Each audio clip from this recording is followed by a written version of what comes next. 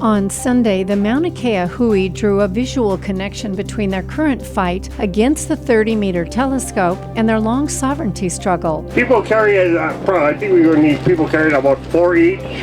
And if you can line up on the ridge up here so we can get the ahu and everything in the background with the kupuna, that would be wonderful. At Pu'uhuluhulu, at the base of the Mauna Kea access road, several gathered to pay homage to the kupuna who first took a stand as far back as 1897. These kupuna wanted to come here, and not us to ask why.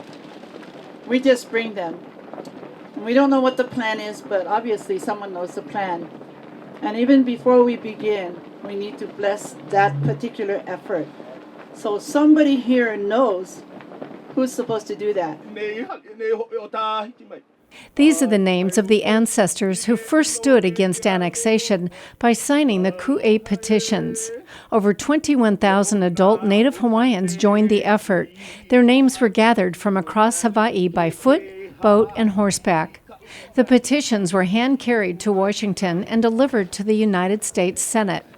The petition convinced Congress not to sign a treaty of annexation between the United States and the Republic of Hawaii, which took over after the overthrow of Queen Liliuokalani on January 17, 1893. In July 1898, during the Spanish-American War, the Republic of Hawaii was annexed under the Newlands Resolution, a joint resolution of Congress. To this day, many Hawaiians insist that the Newlands Resolution is no substitute for a legal treaty of annexation, and therefore say Hawaii is under a prolonged occupation by the United States. The question over who has the legal right to lease lands, especially the Crown lands of Mauna Kea, is one of the driving factors in today's opposition to the TMT project. A few weeks ago, political scientist Dr. Keanu Sai explained. What runs across the board here is compliance. Follow the law. What we're advocating is if you're going to build a telescope on Mauna Kea, do it according to the law. And right now, everything that is done on Mauna Kea is in direct violation of international law and the laws of occupation, meaning it's the Hawaiian government, its nationals, its agencies that make that determination, not a foreign entity or an illegal entity that we just found out. The Ku'e petition was nearly lost to history.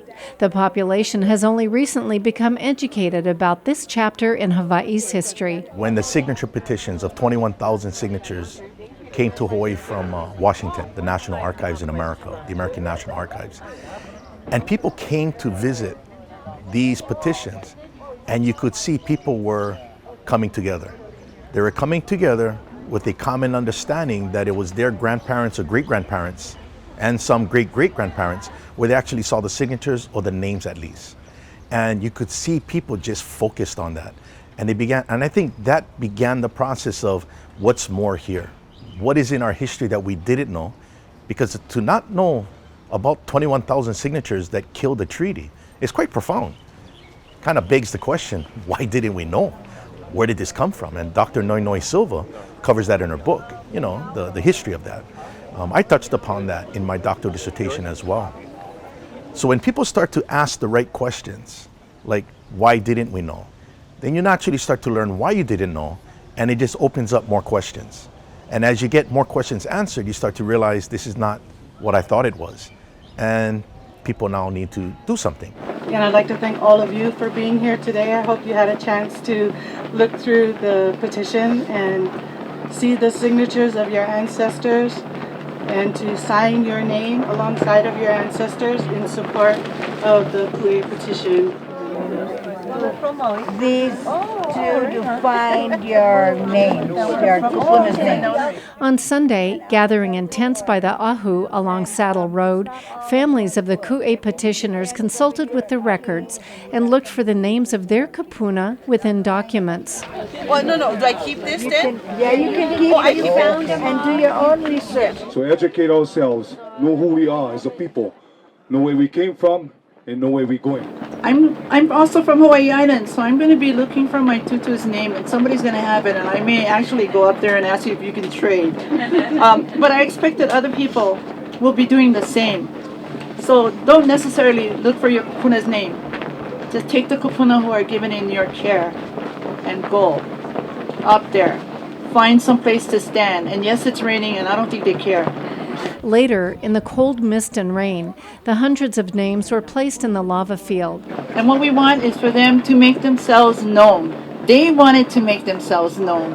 And the best way to do it, I think, is for all of you guys to actually get to know at least a couple of them. Some, by coincidence, stumbled upon the names of their ancestors as they worked, an emotional moment for many, young and old.